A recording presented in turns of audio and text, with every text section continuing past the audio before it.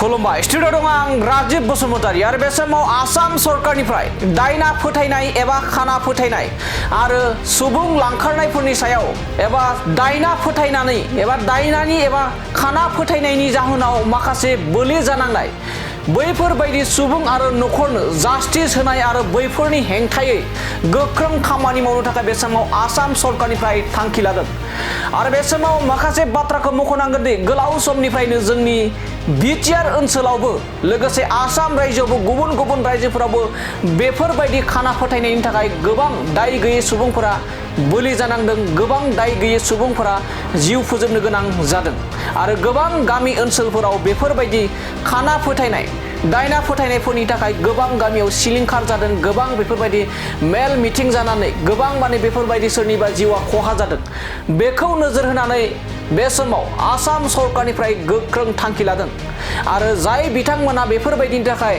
दाय गैयै सुबुंफोरा बोलि जानांबाय बैफोरखौ जास्टिस होनो थाखाय खामानि मावनो थाखाय बे समाव गोख्रों थांखि फोसावदों आरो बे थांखिखौ जोंनि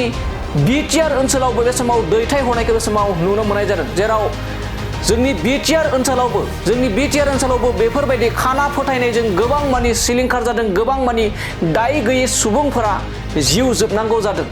बेफोरखौ नोजोर होनानै जोंनि बे BTC एबा BTR ओनसोलावबो बे समाव दैथायहरनायखौ बे समाव रोखा नुना मोननाय जादों दि बे समाव प्रिन्सिपाल सेक्रेटारि BTC क'क्राझार लोगोसे KSC डिपु बेफोरबायदि गोबां मानि ओनसोलावबो बेफोरबायदि बे जाखिनि थांखि बे थांखिखौ दैथायहरनायखौ बे समाव नुना मोननाय जादों। बेनि गेजेरावनो जोंनि BTR ओनसोलावबो बे थांखिखौ दैथायहरनायखौ बे समाव नुना मोननाय जादों। लोगोसे आरोबाव सुबुं लांखारनाय बा हिउमेन ट्रेफिकिंखौ लानानैबो बे समाव थांखि लादों आसाम सरकारनिफ्राय बेफोरखौ गोख्रोङै हमथानो थाखाय दबथायनो थाखाय बे समाव थांखि लादों। बे समाव फिन फोरमायबावोदि खाना फोथायनाय एबा दायना फोथायनायफोरनि सायाव मोनसे गोख्रों थांखि, जेराव जोंनि गोबां ओनसोलाव माखासे खाना फोथायनायनि थाखाय दायना फोथायनायनि जाहोनाव गोबां मानि नखरा सिलिंखार जादों, गोबां मानि सुबुङा दाय गैयै सुबुंफोरा बे समाव जिउ जोबनो गोनां जादों। बेफोरखौ नोजोर होनानै आसाम सरकारनिफ्राय गोख्रों थांखि लानायखौ बे समाव नुना मोननाय जादों।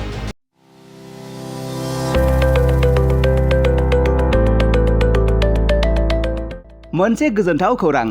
क'क्राझार सहरनि जेडि रोडजों नांजाबनाय गोजोनपुरी रयेल एनफिल्ड श'रुमनि गोजौआव थानाय सेन्ट्रेल भारत सेवाक समाजजों गनायथि होजानाय आइ आफा BM भकेशनेल इनस्टिट्यूटआव 2025 आरो 26 मायथाइनि मुं थिसननाया सोलिगासिनो दं। HS आरो HSLC उथ्रिसारनाय बिजाथि एबा फरायसाफोरा बे भकेशनेलाव गावारि सोलोंथाइखौ लानो हागोन। गोदान मुं थिसननाय आयदाफोरा जाबाय BSS diploma in medical record science, BSS diploma in EEG and EMG Technology, BSS Diploma in Critical Care Management, BSS Diploma in Hospital Waste Management, BSS Diploma in Hospital Infection Control and Prevention, BSS Diploma in First Aid and Patient Care,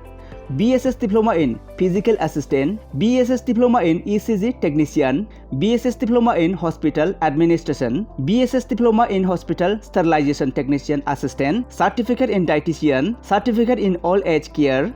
Certificate Hospital Housekeeping,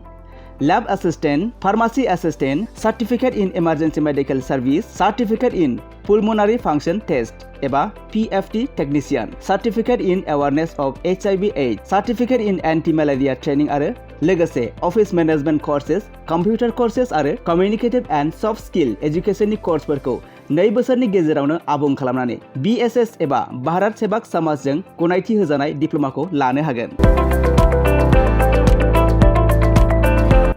लोगोसे गासैबो डिप्ल'माखौ लानायनि उनाव सोरखारि साख्रि मोननायनि सुबिदाबो दं। जुदि नोंथांमोनहा बेफोर कर्सनि थाखाय गोदानै मुं थिसननो गोसो दङब्ला आइ आफा BM भकेशनेल इनस्टिट्यूटनि नैबे मबाइल नाम्बार 9395899391 एबा 8135971844 बे मबाइल नाम्बारनि गेजेरजों थोंजों सुलाद लाहरनो हागोन।